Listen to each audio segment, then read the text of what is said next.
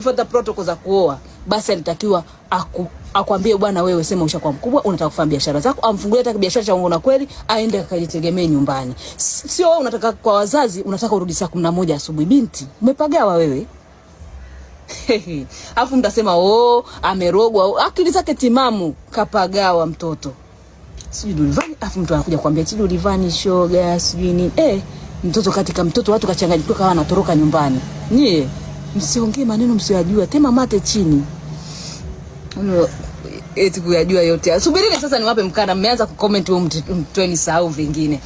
Kwa hiyo Dulivani alivyorudi ndani akamwambia jiandae, ameshaongea na Joti hapo. Jiandae.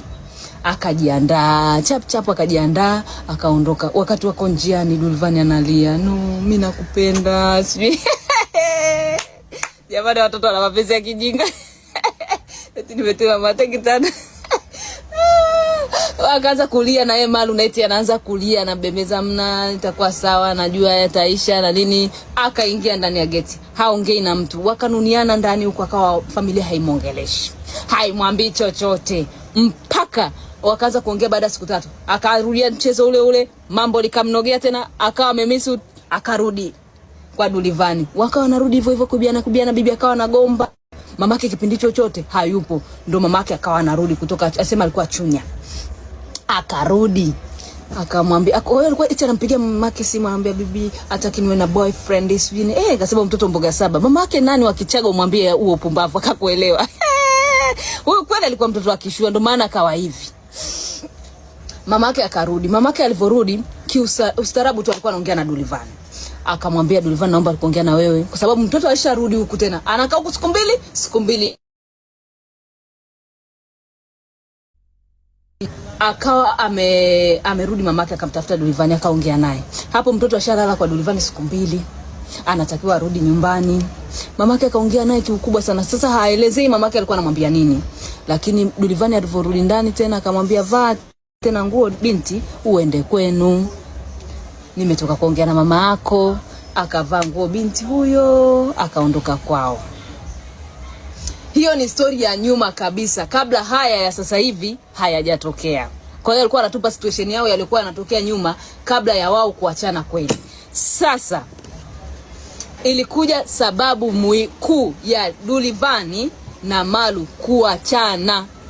Walikuwa wako vizuri kabisa, hawajagombana na nini. Malu anatoka kwa Dulivani, anaenda zake nyumbani. Familia ikamweka kikao kwa sababu mamake pia alishakuja kutoka Chunya. Eti va uende kwa ndio sasa utafanyaje? Mwanaume mamake kashamwambia namhitaji mwanangu, wewe unataka kwenda jela saizi. Akwambia yule mwanafunzi anamrudisha nyuma, yuko form 4. Miaka 20 mtu anaweza kawa form 4. Sasa akawa amejiandaa, ameenda nyumbani, wakamweka kikao tena. Walipomweka kikao, hichi kikao sasa ndo cha penzi. Kaka pale wakamwambia, wewe kwanza, familia ilianza kuchukia toka walikuwa wanamuona kama Dulivani ana madharau kwa sababu wewe binti yao ushaambiwa uachane na binti wa watu, lakini bado usikii, bado unaendelea kuwa naye. Akarudi nyumbani kule. Aliporudi nyumbani, familia ikawa inamwambia, kwanza hatumtaki Dulivani kwa sababu moja, anavaa nguo za kike. Na hisi mama yake wanasema baada mamake kurudi alikuwa anapimpiwa na watu marafiki. Wewe unamruhusu mwanao atembee na mtu anavaa magauni, ona anavaa mawigi, ona kama mwanamke, unamruhusu mwanao atembee na mtu wa namna hii. Kwa hiyo familia ikawa inajazwa sumu, lakini ilikuwa imebaki kidogo familia imwachie, sema bwana mtoto ashaamua na maisha yake, muacheni. Lakini mama alivorudi akawa anapampiwa na marafiki, mashosti. Wewe unamruhusu mtoto anakaa na kwanza comedian, hana chochote, hana hela. Hicho chote kipindi cha mapenzi, mkumbuke alikuwa anatoka nyumbani kwa Dulivani anaenda kwa mama yake, kipindi anakaa na bibi yake. Sasa anaenda kwa bibi yake huko, anachukua unga, anachukua sukari, wanaenda kwa Dulivani wanapika. Dulivani naye ndio hapo ndo nikamwona Dulivani hana akili, zero kabisa brain. Unamruhusije mwanamke aende ukweni akakuchukulie unga na sukari? Una akili kweli? Afu unasema ulikuwa unataka kumuoa. Mimi nikamwona Dulivani naye mwenyewe kataka hili penzi livunjike, kwa sababu kama ulikuwa unataka penzi lisivunjike ungelipambania, ungefanya vitu ambavyo uliza hata wenzako uko na Joti pale. Joti ana mwanamke amemoa, yuko anaishi naye muda mrefu, eti unafanyaje? Unamwacha mwanamke anaenda kuchukua unga ukweni? Wewe una akili? Basi ungemwambia ende kwa mama yako, kwa sababu anasema mimi nilikuwa naongea na familia ya Dulivani. Hayo yote, yani mtu anaenda anachukua sukari, anachukua unga, anakuja nyumbani mnapika. Nikasema Dulivani naye kichwa zero huyu.